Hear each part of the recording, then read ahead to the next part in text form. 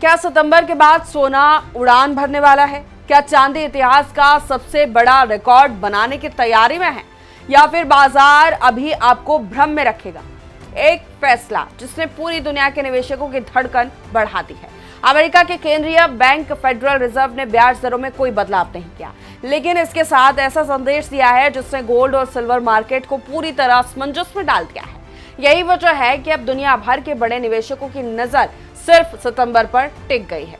क्या तब आएगी सोने में अगली बड़ी रैली? क्या चांदी भी अचानक रॉकेट बन सकती है, या फिर अभी गिरावट का एक और दौर बाकी है?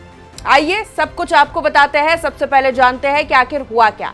फेडरल रिजर्व की ताजा बैठक में ब्याज दरों को पहले की तरह ही रखा गया, यानी ना दरें बढ़ी ना घटी। लेकिन असली खबर फैसले में नहीं बल्कि उसके पीछे छिपे संदेश में थी।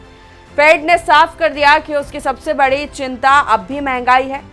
जब तक महंगाई करीब 2% के लक्ष्य तक नहीं पहुंचती, तब तक राहत की उम्मीद करना जल्दबाजी होगी। यानी दरें अभी नहीं बढ़ी, लेकिन यह भी तय नहीं कि आगे बढ़ेंगी नहीं। यही वजह है कि बाजार इसे हॉकिश होल्ड कह रहा है, मतलब फिलहाल सख्ती खत्म नहीं हुई है।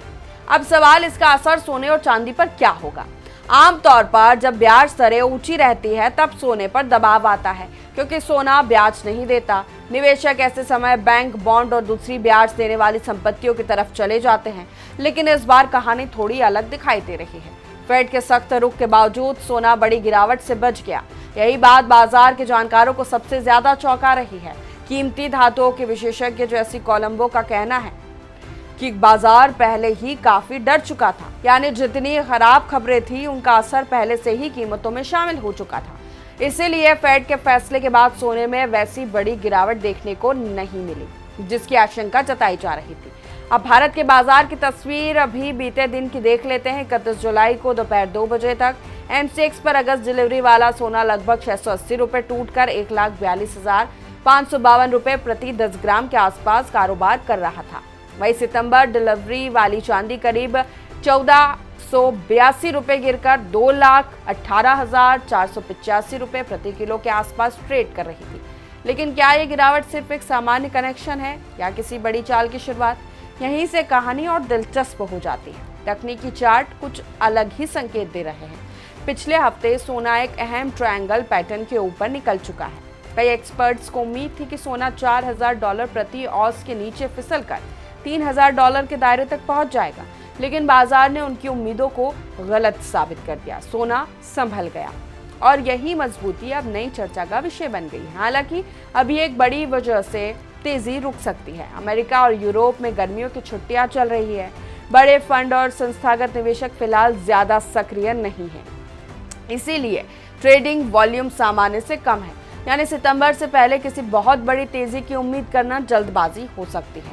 लेकिन अगर सोना $4,100 प्रति औंस के ऊपर मजबूती से टिक जाता है तो तस्वीर पूरी तरह बदल सकती है। कई एक्सपर्ट्स मानते हैं इसके बाद अगला बड़ा लक्ष्य $4,300 और फिर $4,600 प्रति औंस तक भी हो सकता है। अब बात चांदी की। चांदी भी फिलहाल एक बेहद अहम मोड़ पर दिखाई दे रही है। विशेषज्ञों के मुताबिक $60 से $70 प्रति औंस का स्तर चांदी के लिए सबसे बड़ी चुनौती है। अगर ये रेंज टूट जाती है तो उसके बाद चांदी में भी तेज रफ्तार देखने को मिल सकती है। लेकिन कहानी यहीं खत्म नहीं होती। इस बार फेड की बैठक में एक ऐसी बात हुई जो पिछले कई सालों में कम ही देखने को मिली।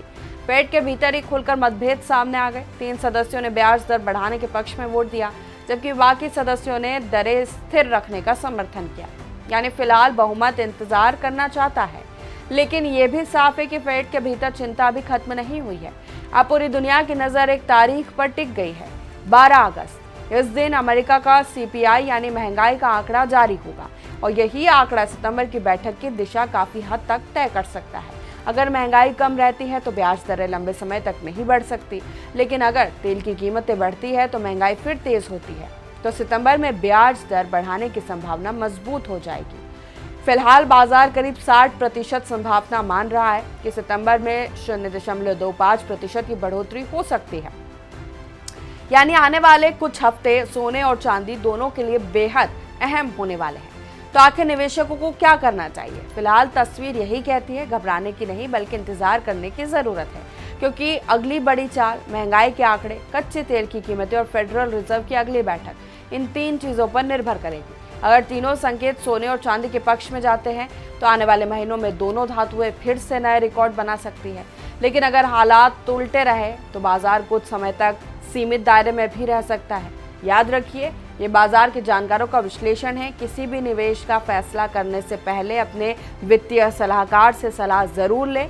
आप देख रहे थे राष्ट्र टीवी और मैं हूं आपके साथ प्रशिता शर्मा। सेगमेंट में इतना ही, मुझे दीजिए इजाजत। नमस्कार।